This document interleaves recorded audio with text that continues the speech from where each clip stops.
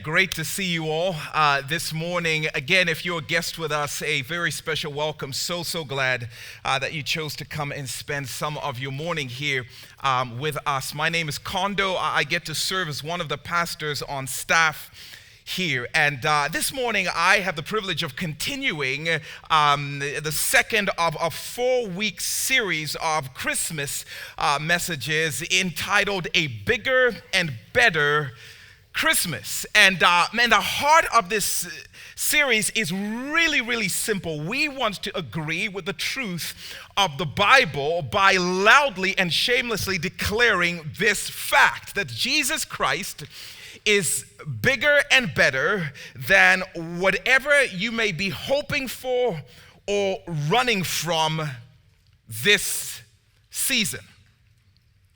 Jesus is bigger and better than whatever you might be hoping for or whatever you might be running from this season. And to see that, we are looking at a number of different stories in the New Testament in which people who are searching, people who are on a quest, have an encounter with Jesus that alters their life forever, and in which he offers himself to them as better than whatever it is that they might have been searching for. So this morning, oh man, Jesus is going to meet a sketchy woman, a woman of questionable character, who I honestly think that we will each identify with in one way or another, but a woman who at the end of the day is just terrified of being bored and being alone, and is willing to sell out her soul in order to feel the remotest rush of life. And I think it's into this story that we learn that Jesus Christ is better even than our greatest dopamine high, our greatest rush of whatever we might consider life. And so if you have a copy of the scriptures, meet me in John chapter 4. John chapter 4.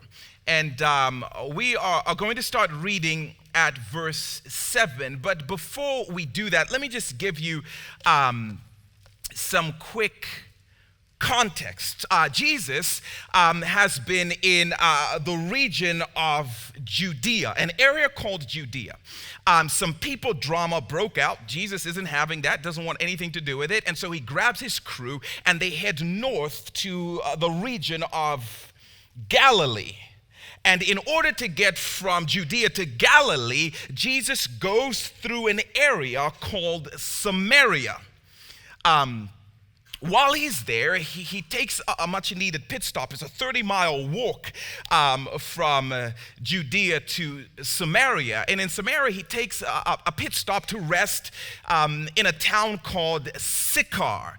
And while he's there, his chill spot of choice is a very historically famous water well called the Well of Jacob. Now, John, who's apparently, very time conscientious, the author of this particular book, wants us to know that Jesus stops to rest around noon, the middle of the day. So he sits down to take a load off, and that's when this encounter takes place, starting at verse 7. So let's look at this story.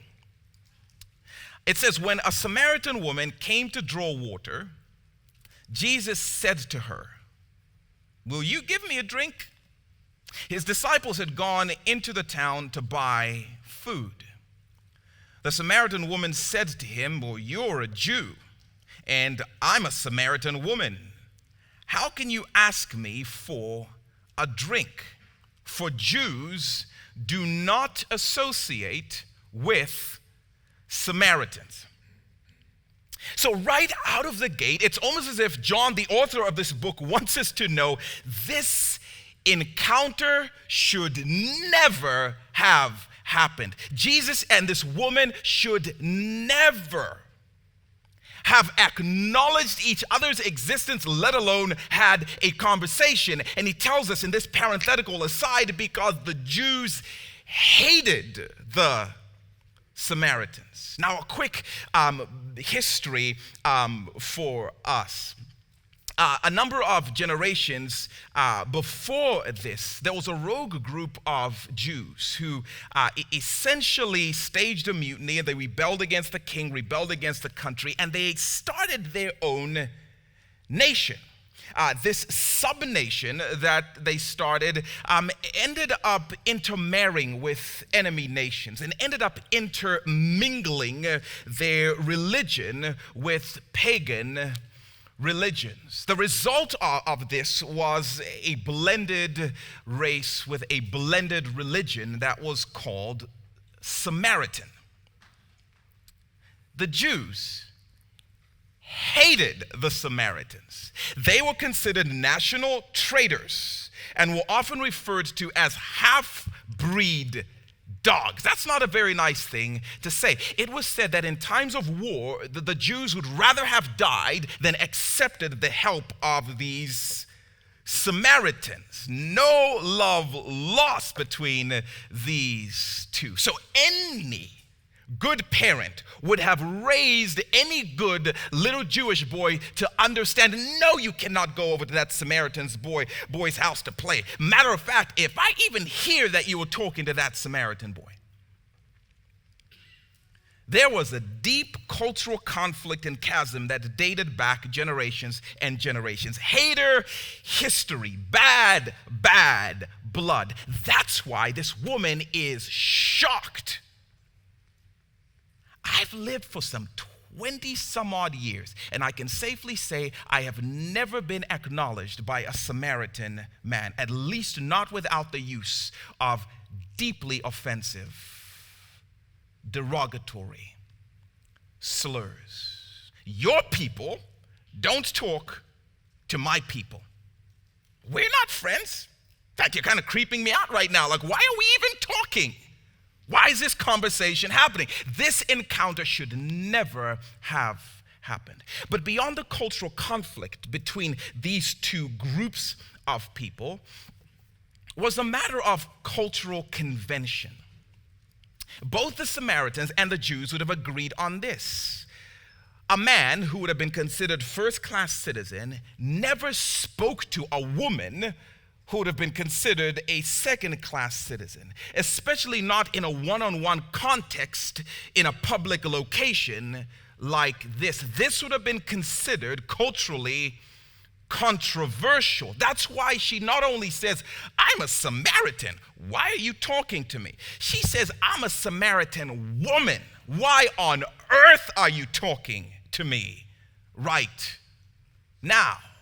Because this encounter should never have happened. Cultural conflict, cultural convention, cultural controversy, all reasons why this should never have happened, except for the simple fact that Jesus wanted it to happen and made sure this encounter happened. If you're going from Judea to Galilee, going through Samaria was the most direct route, but because of the history of hate between these two groups, the majority of Jews would walk around Samaria just to avoid the vaguest possibility that they might run into one of these half-breed dogs. Jews didn't go through Samaria, and yet if you read verse 4 of this chapter, it tells us Jesus had to go through Samaria. And as you read between the thinly veiled lines, you start to get the very clear sense this was a deliberate detour. Jesus came to Sychar specifically to seek her. Now that was, by the way, for anyone who thinks that pastors only work on Sundays. That took me a little while to come up with, so somebody better send me an encouragement note a little bit later on. But regardless, this was a deliberate detour. Jesus wanted the encounter that should never have happened to happen, and he made it happen. And I love that. Because that right there is some Christmas hope. That Jesus Christ disregarded heavenly conflict and holy convention, and he made a deliberate detour from heaven to come to earth to make sure he had an encounter with a group of people who had rebelled against the king and started their own thing and had intermingled with sin. He came to make sure he encountered people who holy convention should say, you two should never, ever talk, let alone ever be embraced by Jesus Christ. I love this story because it's hints of our hope that Jesus makes deliberate detours to make sure he has encounters with people who have no business ever engaging him. Some Christmas hope. And while she's all caught up on all the reasons they should not be speaking, it's as if Jesus tells her, listen, do not miss the significance of this moment that's happening right here. I mean, you can talk about my people and your people, but I didn't come for your people, I came for you. Don't miss this moment. We can talk about your past and our history, but I'm here for you right now. Do not miss this moment. Look at what Jesus says in verse 10. It says, if you knew the gift of God and who it is that asks you for a drink, you would have asked him, and he would have given you living water. By the way, when Jesus talks about living water, here's what he means. And I love the fact, as I was processing this passage, I was just so encouraged by the fact that we have honestly spoken about this as a church so often that many of you could honestly preach this portion of the sermon. But you're not going to, because I have the microphone, so I'm going to go ahead and do that. But here's what he means. Jesus knows that every one of our souls is desperately dry and deeply thirsty. Jesus knows that. Jesus also knows that we cannot bear the emptiness in our souls because we were never created for emptiness. Ever. We were created to overflow with life and fullness and joy and satisfaction. So listen, by the way, if you hate that feeling of emptiness, so the feeling of loneliness, good. Let that be a reminder we were never created for emptiness and loneliness, or as guys will call it, boredom.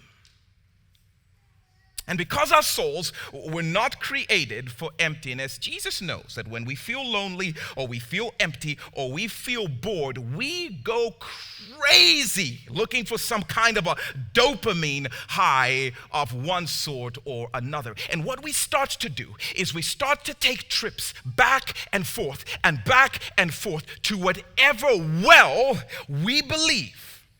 Whatever person we believe, whatever place we believe has the greatest potential of bringing about that fullness that our souls desperately long for. Whatever we believe will bring a rush of life. And Jesus is aware of that. And so he tells this woman, listen, I made a geographical detour.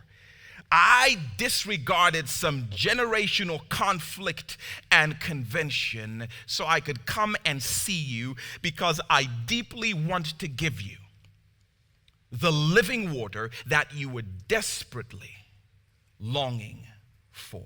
The water that your soul was created for. But here's what Jesus says, which I think is so powerful. come to give you this living water, but I want you to ask me for it. I want you to ask me. And the fact that you want to talk about conflict and convention and our people and our past tells me you have no idea in whose presence you stand and how significant this moment is, because if you knew in whose presence you stand, you would ask me, and I would give you living water. You would ask me to fill your soul with what you desperately need the most. Please don't miss this moment. Ask me. And by the way, so much like many of us is this lady. And I believe that Jesus wants to give us living water that will change and fill us forever. But he wants us to ask him for it. It is amazing how many of us are still deeply living with deep thirst simply because we haven't realized and we haven't asked him for it. Because we might show up to this well-called church week after week. We might sing some songs. We might take a few notes. We might keep our eye on the clock and, check fantasy football lineups. We might check out a cute boy or whatever. But never ask Jesus for the very thing that he longs to give and the very thing that our hearts were created for. We can be in the same vicinity as him week after week and never ask him. And Jesus would say to us, do not miss this moment, because if you realize whose presence rests among his people here this morning, you would ask me and I would give you living water. But please ask me.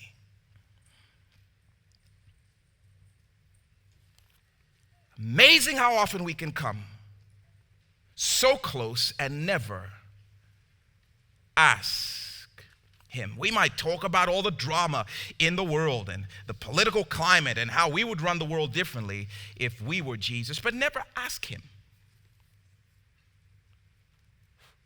for living water, the thing our souls thirst for. We might wallow in our past, and we might be very aware of all the reasons I shouldn't even be in church right now, and Jesus really should never even consider talking to me, but we never ask him for life. And for some of us, I am trusting this is going to be the morning that you ask him. He wants you to. And he never says no to filling thirsty souls with living water. Verse 11, "Sir," the woman said, thing is, you have nothing to draw with, and the well is really deep. Where can you get this living water? Are you greater than our father Jacob, who gave us the well and drank from it himself, as did also his sons and his livestock?" She's not getting what Jesus is talking about. In fact, what she's getting is a little bit of a chirpy attitude with Jesus. She gets a little bit offended by what Jesus said. You just dissed our historic well and my forefathers. She's not happy. Now, we've got to understand. When she hears the phrase living water, we understand the meaning behind it. She didn't. In that context, living water would have been just the opposite of stagnant water. It's a difference between a puddle and a river. A river was living water. It came from a source that sprung and brought about a rushing stream that meandered through a variety of villages, bringing life and vitality to whatever place it touched.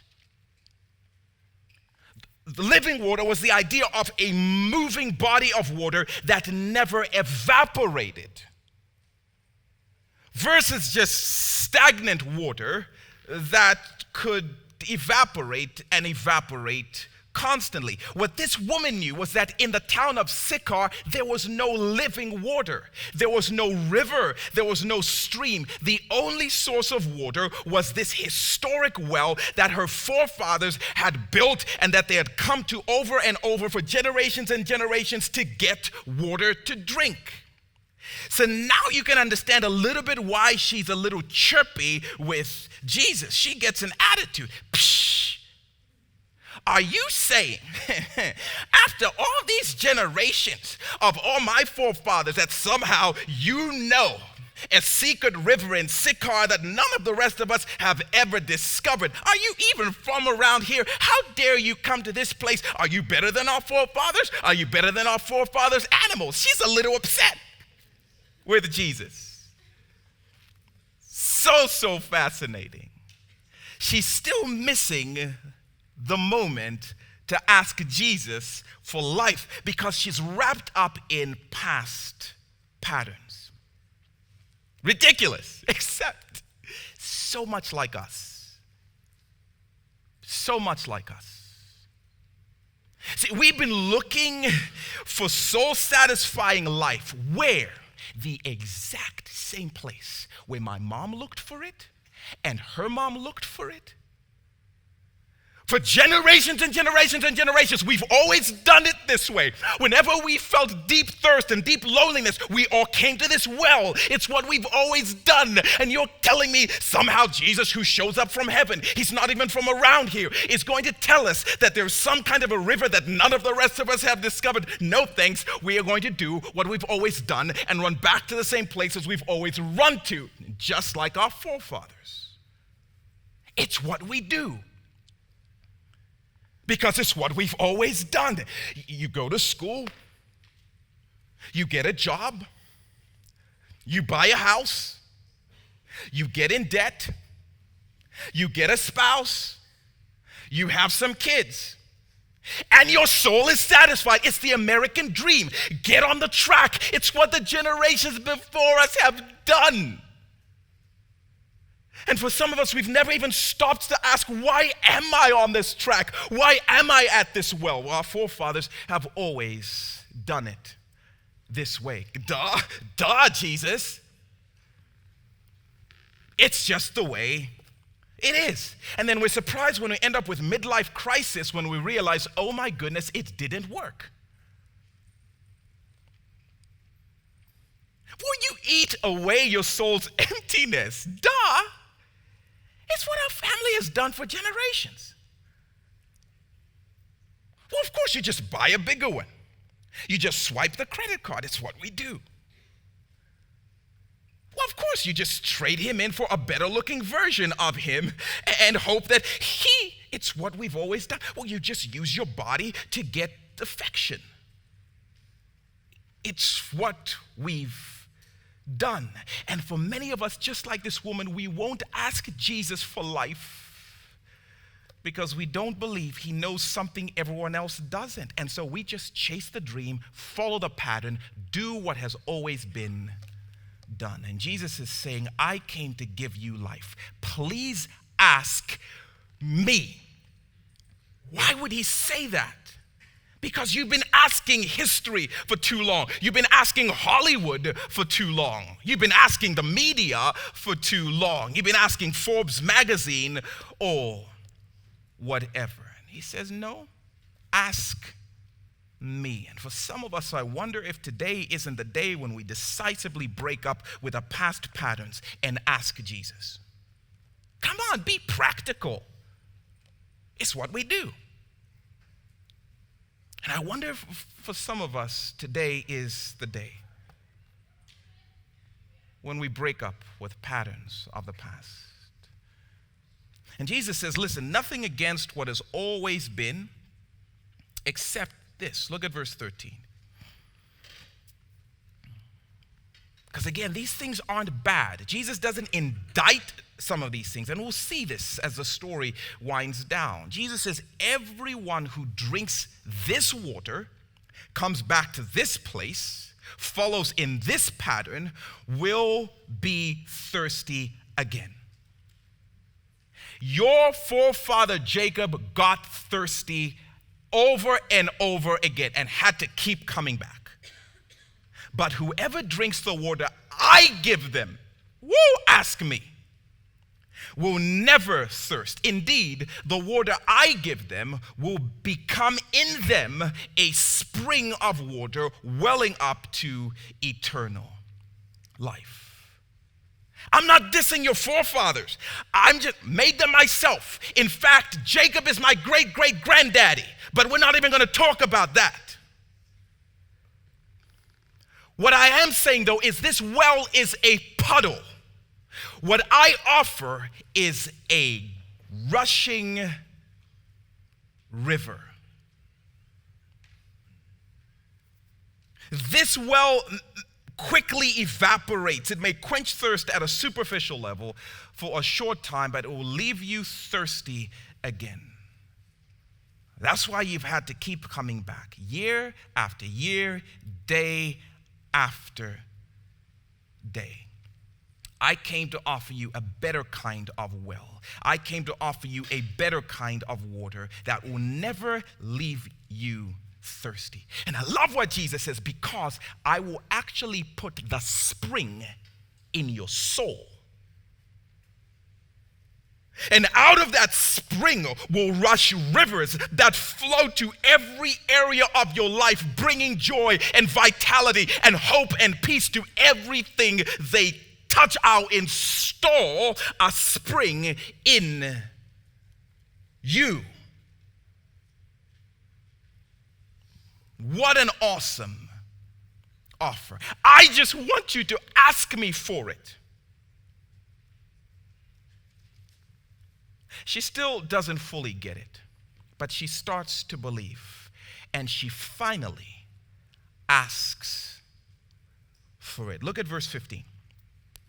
The woman said to him, "Sir, give me this water, so I won't get thirsty and have to keep coming here to draw water over and over again." She begs Jesus, "Can I have some, please? I've been coming to this well to get water over and over and over, only to have to come back over and over and over, because I keep getting thirsty over and over and over, because it keeps evaporating over and over and over and over. I'm exhausted, and if there is some way that you can give me water that prevents me from this tedious, repetitious trip, I'll take it. I don't know how, but I will take it." And this is that climactic moment in the story where you would think Jesus would say, "Boom, let it be so." And he would install the spring, and the water would start to gush, and this woman would live happily ever after and into eternity. But instead, Jesus changes the topic. I don't get it. But he does. Just when they finally agree and get on the same page, Jesus picks up an entirely different book. Look at verse 16.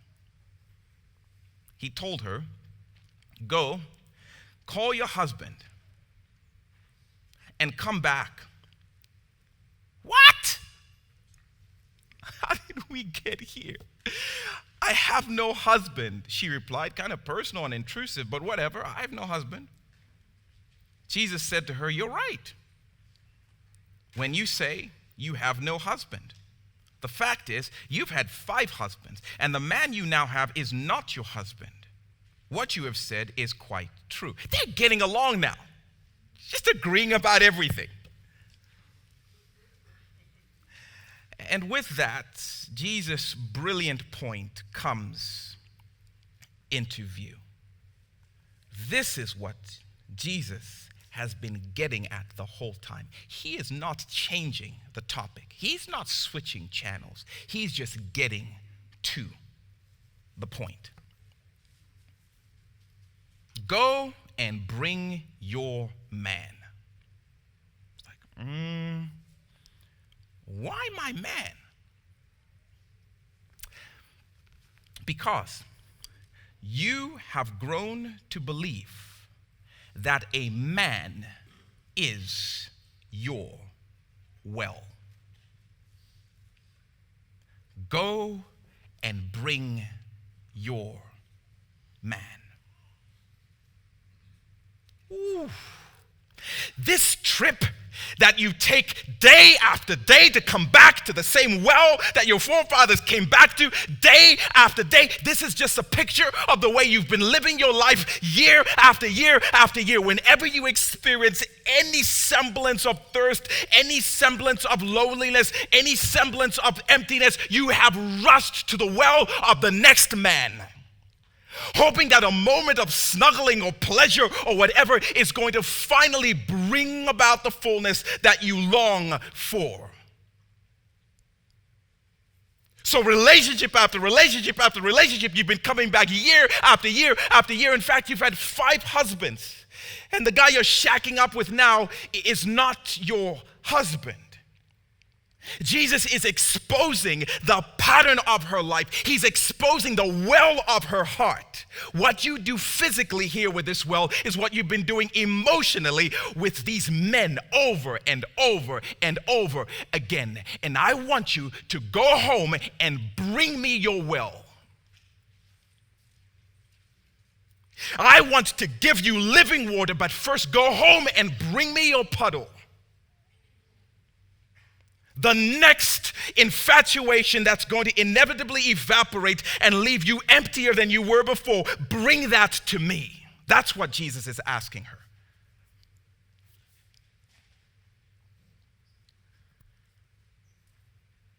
What a profound way to go about it. Men have become your primary source of satisfaction, and it's only leaving you emptier and lonelier. And by the way, one of the ways we know this is because John apparently is time conscientious, and he wanted us to know that this happened around noon. Noon? That's interesting. What noon tells us is this woman is living in absolute shame and absolute hiding. Her life has come apart at the seams. The well was a place where women would go to draw water.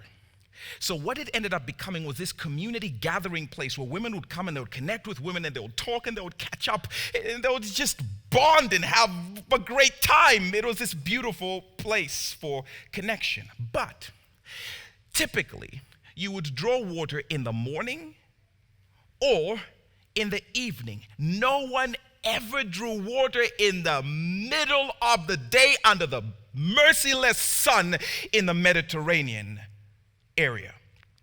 No one came to the well at noon unless they were trying to avoid other people, unless they were trying to hide from other people.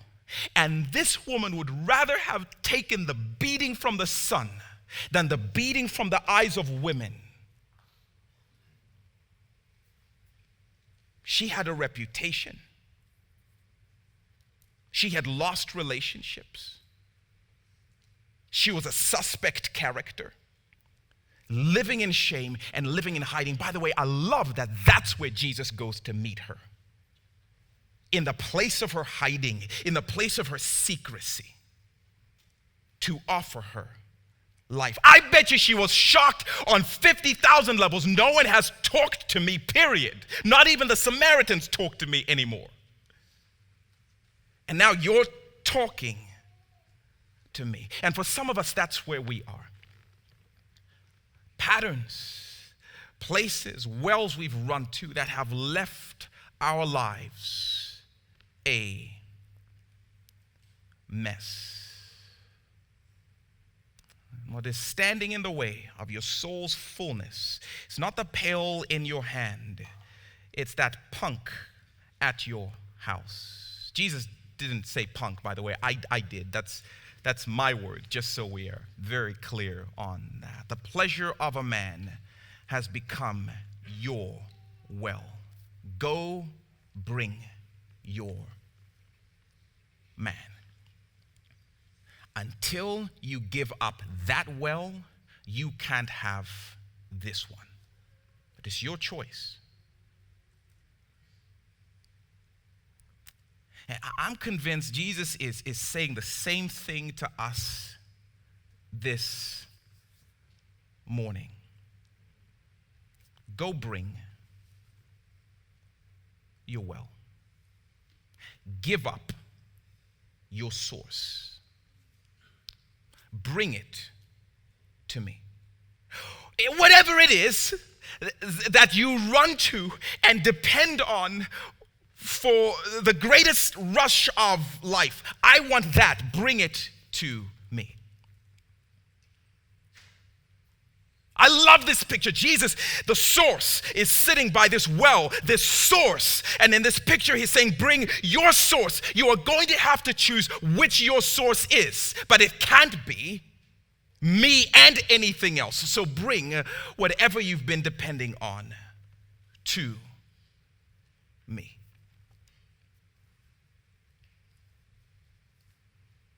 For some of us, it is like this woman. Maybe our hope is in relationship, some man or some woman, and so we are chronic daters. We can't even picture going 3 months without some kind of significant interest. In fact, the minute I say 3 months without a significant interest, your heart said, I can't breathe. I wonder if he would say, bring me that.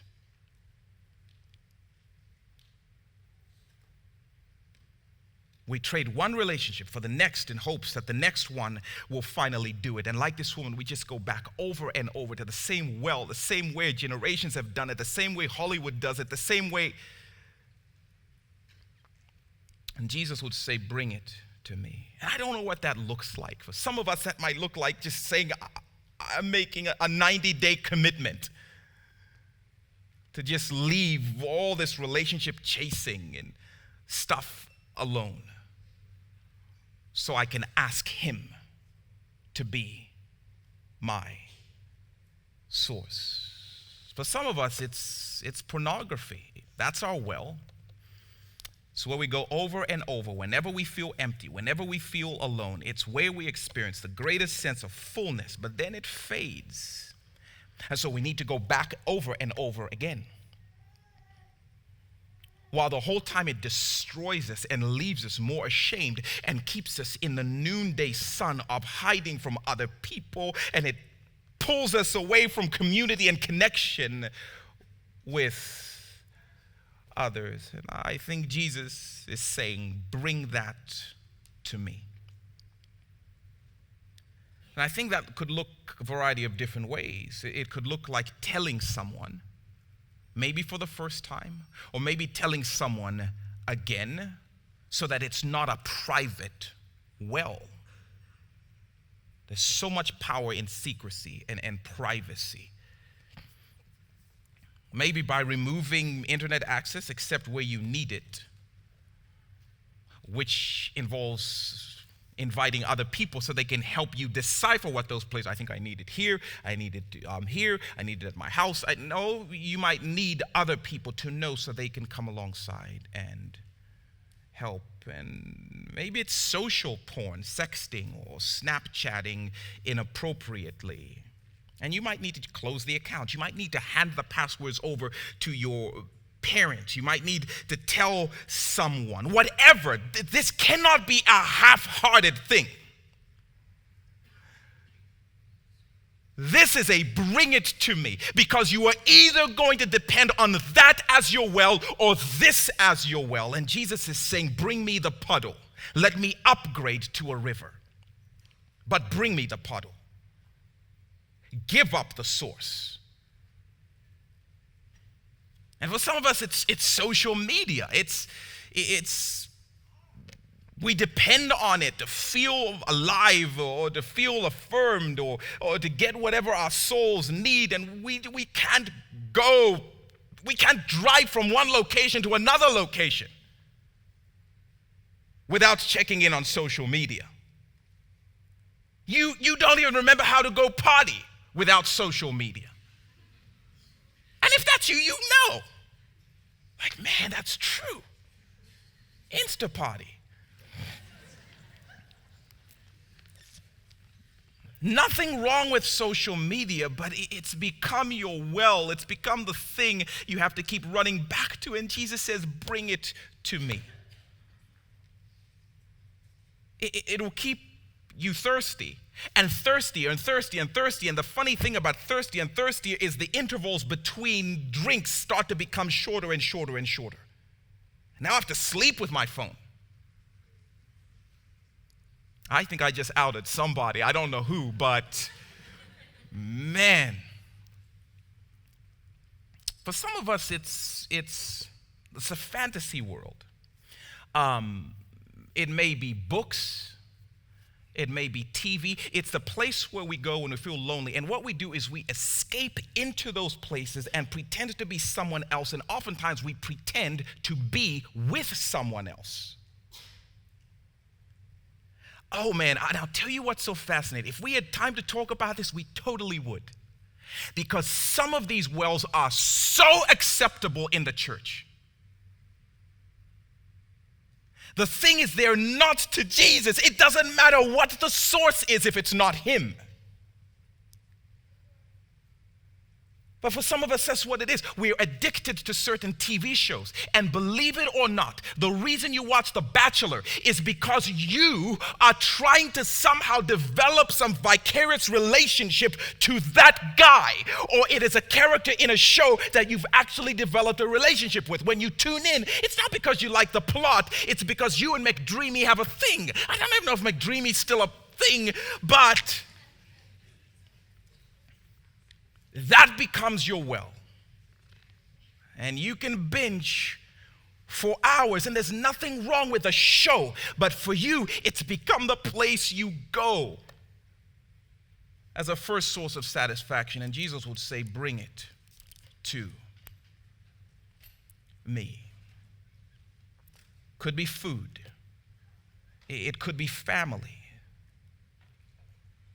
It's just everything. My identity is in my family and how my kids are doing and how they're not doing and how they're dressed and how they look and how much people like their pictures on Instagram. It's could be an unhealthy friend codependency thing that happens. And Jesus says, bring it. Whatever it is for you. Our prayer is the Spirit of God would sit at the well that you depend on first and identify it and invite you, bring it and ask him. Jesus wants our wells. And here's why. It's not because it's threatened by them. It's because he knows we cannot ask him for life if we're depending on something else. We never will ask him for life if we have another source. So Jesus is saying it's going to be that source or it's going to be me. And I'm telling you that puddle will leave you empty. This river will fill you up. Bring it for the better. Look at this verse in Jeremiah chapter 2. It says, my people have committed two sins. They've forsaken me, the spring of living water, and they've dug their own cisterns. And it's interesting, Jeremiah doesn't specify, God doesn't specify what the cistern is. The point is forsaken, and you've dug your own cistern, broken cisterns that cannot hold water. The reason Jesus wants us to bring our wells to him is because he knows they are broken and leaking. They will leave us emptier than before and destroy us while they do it. He's not threatened by them. He just offers something so much better. And this season, this morning, there's an offer on the table. His spring of satisfaction for your evaporating puddle. You can hold on to it if you want to. You can keep running back again, but my prayer is that you are tired of the daily, generational rushing back to this same broken place. There's an offer on the table. Give me your temporary fix that wears off, and I'll give you an endless spring that only grows. What's it going to be? This woman, by the way, ended up believing Jesus. And she goes back and tells everyone in the town of Sychar, which I love. This woman who was on the outskirts ends up going back into the city and telling everybody, hey, I'm talking to you all again. New well in town. New well in town. He never runs dry. New well in town. And as a result of her testimony, many in that town turn over and give up their broken wells and rush to Jesus and ask him for life. And many live those next 2 days while Jesus stays in that town. And that's our prayer, is that we would not miss the moment of Jesus sitting in this room. We would not miss the moment to ask him. We would not miss the opportunity to trade up our puddle for his river, our empty, broken cisterns, for the life our souls were created for. Are you ready to ask him?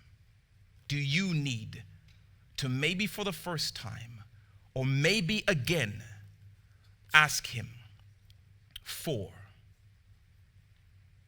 living water? And if that's you, and you know I need to ask him, we want to say this prayer together. Again, I want to show you this prayer so that I don't say pray after me or pray with me and you don't know what we're praying. I want you to see this. Jesus, I give up my source of satisfaction and I ask you to be my source and fill me with your living spring. That's what we want to ask him. And listen, it doesn't matter what your past pattern is. It doesn't matter what your previous story or failures or what shame you carry or what hiding you are doing. If you are willing to ask him, and if you are willing to trade in what you've been depending on, Jesus says, if you ask, I will give you living water. There is no reason any one of us should leave this room without living water rushing through our souls. Unless you choose to hold on. Unless you refuse to ask him. So regardless of who you are, we're going to all stand.